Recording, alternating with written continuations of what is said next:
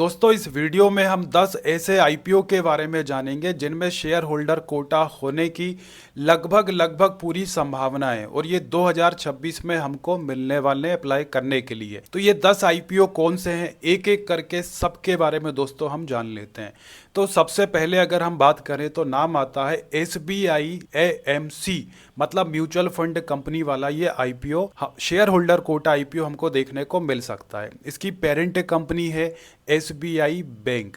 तो दोस्तों आपको पता होगा SBI जो म्यूचुअल फंड कंपनी है ये इंडिया में लार्जेस्ट म्यूचुअल फंड कंपनी है, लार्जेस्ट AMC है। तो इसमें शेयर होल्डर कोटा हमको देखने को मिल सकता है और 2026 में इसके आने की दोस्तों लगभग पूरी संभावना है। हालांकि इसने अभी तक DRHP फाइल नहीं की है, तो बहुत जल्दी ही ये DRHP फाइल करके अप्रूवल लेके इसका आईपीओ हमको देखने को मिल सकता है, share holder quota IPO. Next IPO कौन सा हो सकता है, तो नेक्स्ट है दोस्तों ग्रिप्स इलेक्ट्रिक मोबिलिटी। इसकी पेरेंट कंपनी की अगर हम बात करें तो उसका नाम है ग्रिप्स कॉटन लिमिटेड। तो इसमें भी शेयर होल्डर कोटा हमको देखने को दोस्तों मिलने वाला है 2026 में, और ये वाला आईपीओ तो बहुत जल्दी हमको देखने को लगभग मिलने वाला है। क्यों? क्योंकि इसने सेबी से अप्रूवल 2025 में ही मई के महीने में ले लिया था और अभी 2026 स्टार्ट हो चुका है, मई आने वाला है। तो सेबी का एक रूल है, आपको पता होगा कि जब सेबी अप्रूवल देता है तो 12 महीने के अंदर उस कंपनी को अपना आईपीओ लेकर के आना पड़ता है। तो ये मई से पहले हमको ग्रिप्स इलेक्ट्रिक मोबिलिटी का आईपीओ दोस्तों देखने को मिलने वाला है और इसकी एक पेरेंट कंपनी का आईपीओ हमारे पास, एक शेयर हमारे पास होना चाहिए कम से कम शेयर होल्डर कोटा से अप्लाई करने के लिए। नेक्स्ट दोस्तों शेयर होल्डर कोटा आईपीओ हमको मिल सकता है, उसका नाम है प्रेस्टीज हॉस्पिटैलिटी वेंचर्स। इसकी पेरेंट कंपनी का नाम है प्रेस्टीज एस्टेट्स प्रोजेक्ट्स।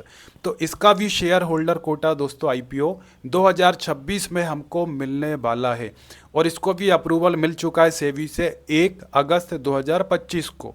तो इस कंपनी का आईपीओ भी हमें कभी भी दोस्तों देखने को मिल सकता है। अब अगर आप शेयर होल्डर कोटा से अप्लाई करना चाहते हैं तो इसमें भी आपको इसकी जो पेरेंट कंपनी है प्रेस्टीज एस्टेट्स प्रोजेक्ट, कम से कम एक शेयर होना चाहिए RHP फाइल होने से पहले। इसके बाद में अगला जो शेयर होल्डर कोटा आईपीओ हमको 2026 में अप्लाई करने के लिए मिल सकता है उसका नाम है भारत कोकिंग कोल लिमिटेड। इसकी पेरेंट कंपनी का नाम है कोल इंडिया और इसे सितंबर 19 को 2025 में ही सेबी के द्वारा अप्रूवल मिल चुका है। इसमें खबरें भी चल रही थी कि इसके आईपीओ को अनाउंसमेंट का बहुत जल्दी मतलब हमें देखने को मिल सकता है। तो ये मान के चलिए कि ये तो हमको BCCL जनवरी या फरवरी फर्स्ट वीक में ही अप्लाई करने के लिए दोस्तों मिल सकता है। इसके बाद में जो कोल इंडिया इसकी पेरेंट कंपनी है, तो इसकी 4 सब्सिडियरी कंपनी है। एक तो ये हो गया BCCL और बाकी की जो 3 कंपनियां हैं तो उनके आईपीओ भी दोस्तों हमको 2026 में देखने को मिलने वाले हैं। तो अब यहाँ फायदा क्या होगा कि इसकी पेरेंट कंपनी एक है कोल इंडिया, 4 सब्सिडियरी कंपनी और चारों के आईपीओ 2026 में आ सकते हैं। तो इसकी पेरेंट कंपनी कोल इंडिया का अगर एक शेयर हम ले लेते हैं तो बाकी के जो इसकी 4 कंपनियों के आईपीओ आने वाले हैं तो सब में दोस्तों हम शेयर होल्डर कोटा से अप्लाई कर सकते हैं, मतलब सभी के लिए एलिजिबल हो जाएंगे। तो अगली इसकी जो कंपनी है कोल इंडिया की सब्सिडियरी कंपनी, उसका नाम है दोस्तों CMPDI। तो इसे भी सेबी के द्वारा अप्रूवल मिल चुका है और इसका आईपीओ भी हमें 2026 में शेयर होल्डर कोटा आईपीओ कभी भी देखने को मिल सकता है। नेक्स्ट इसकी कंपनी का नाम है दोस्तों MCL, जिसे बोलते हैं महानदी कोल फील्ड भी कहते हैं। तो इसको इनकी कंपनी के द्वारा अंदर से मंजूरी मिल चुकी है। तो इसका आईपीओ भी हमें 2026 के एंड में तक देखने को दोस्तों पूरी संभावना है कि इसका आईपीओ हमको अप्लाई करने के लिए मिल जाए। ये भी शेयर होल्डर कोटा आईपीओ रहने वाला है। इसके बाद में अगले आईपीओ की बात करें दोस्तों तो कोल इंडिया लिमिटेड की जो चौथी सब्सिडियरी कंपनी है दोस्तों उसका नाम है SECL, मतलब जिसे साउथ ईस्टर्न कोल फील्ड्स कहते हैं। तो ये भी कोल इंडिया की सब्सिडियरी कंपनी है और इसे भी कंपनी से आईपीओ लाने के लिए मंजूरी मिल चुकी है। तो इसका आईपीओ भी दोस्तों शेयर होल्डर का आईपीओ हमको 2026 में देखने को मिल सकता है।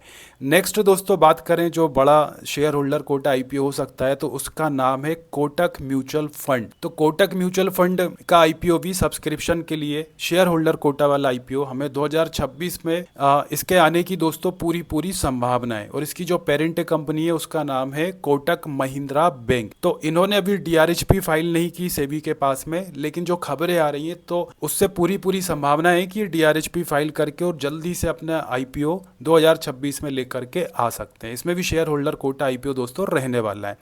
नेक्स्ट हम बात करें दोस्तों तो सबसे बड़ा IPO जो हो सकता है, मतलब अभी तक अगर हम देखें तो सबसे बड़े IPO हुंडई या फिर LIC का नाम आता है, तो उनसे भी बड़ा इशू साइज का IPO हमें देखने को मिल सकता है। उसका नाम है दोस्तों रिलायंस जियो। तो रिलायंस जियो जैसा कि आपको पता ही है, सबसे ज़्यादा अगर सब्सक्राइबर है किसी के पास में टेलीकॉम कंपनी में तो वो रिलायंस जियो के पास में, और इसकी पेरेंट कंपनी तो बहुत बड़ा नाम है रिलायंस इंडस्ट्रीज। तो इसमें दोस्तों खबर आई थी कि इनका जो AGM में अनाउंस भी किया गया था, इनकी जो बोर्ड मीटिंग होती है तो उसमें अनाउंस किया गया था कि ये जून जुलाई तक, मतलब 2026 में जून जुलाई के महीने तक ये अपने जो रिलायंस जियो का IPO है उसे शेयर मार्केट में लिस्ट करा सकते हैं। तो इसमें हालांकि इन्होंने अनाउंस नहीं करा अभी, लेकिन पूरी संभावना है क्योंकि बहुत बड़ी कंपनी है। तो इतनी बड़ी कंपनी जब अपनी सब्सिडरी कंपनी का IPO लेकर के आ रही है तो उसमें शेयर होल्डर कोटा रख सकती है। तो इसमें अगर शेयर होल्डर कोटा हुआ तो ये बहुत मतलब बड़ा IPO देखने को हमको मिलने वाला है। सारे रिकॉर्ड टूटेंगे अभी तक के जितने भी IPO आए। इसके बाद में दोस्तों रिलायंस की बात करें तो रिलायंस में एक और कंपनी है जिसका नाम है रिलायंस रिटेल। तो इसका IPO भी हमें 2026 में देखने को लगभग मिल सकता है। हालांकि इन्होंने अभी DRHP वगैरह फाइल नहीं की है, लेकिन ऐसी जानकारी आ रही है सूत्रों के माध्यम से कि 2026 के एंड तक इसे भी शेयर मार्केट में ये लिस्ट करा सकते हैं। तो दोस्तों ये थी पूरी 10 कंपनियों की लिस्ट IPO की जिनमें शेयर होल्डर कोटा होने की लगभग पूरी संभावनाएं हैं और 2026 में हमको ये देखने को मिल सकते हैं। तो अगर आप शेयर होल्डर कोटा से इन कंपनियों के में एलिजिबिलिटी चाहते हैं, आप बेनिफिट लेना चाहते हैं, तो आपको अब करना क्या होगा। तो देखो IPO तो कभी भी आ सकता है ना। हम जैसे अपने काम में व्यस्त हो गए, हमें ध्यान नहीं रहा, अब एकदम से RHP फाइल हो गई, फिर पता चला कि हम शेयर होल्डर कोटा से भी अप्लाई करना चाहते थे लेकिन अब उसके लिए एलिजिबल ही नहीं है। तो हमें करना क्या चाहिए, इनमें जो जिस कंपनी से अगर हम शेयर होल्डर कोटा से अप्लाई करना चाहते हैं तो उन कंपनियों के कम से कम एक शेयर, उनकी जो पेरेंट कंपनी है वो एक शेयर अभी से हमें अपने डीमैट अकाउंट में रख लेना चाहिए। तो उससे फ़ायदा क्या होगा कि कभी एकदम से RHP इनकी आ भी जाती है हमसे कि हम तो भाई इसमें एलिजिबल हो ही नहीं पा रहे हैं, इसका एक शेयर लिया ही नहीं है, तो ये सारी प्रॉब्लम दोस्तों लास्ट टाइम पे आती है। तो वो सारी प्रॉब्लम ना हो, अभी से एक शेयर ले लिया जाए, सबसे बेहतर स्ट्रेटेजी है। और जैसे ही IPO का अनाउंस हो, अप्लाई करके फिर हम शेयर होल्डर कोटा और रिटेल कैटेगरी से एक साथ अप्लाई करके अपना अलॉटमेंट पक्का कर सकते हैं। तो दोस्तों ये थी सारी इन्फॉर्मेशन। बाकी वीडियो अच्छी लगी तो लाइक करिएगा और ऐसी और वीडियोस देखने के लिए चैनल को सब्सक्राइब जरूर करना। तो चलिए दोस्तों मिलते हैं फिर नेक्स्ट अपडेट के साथ।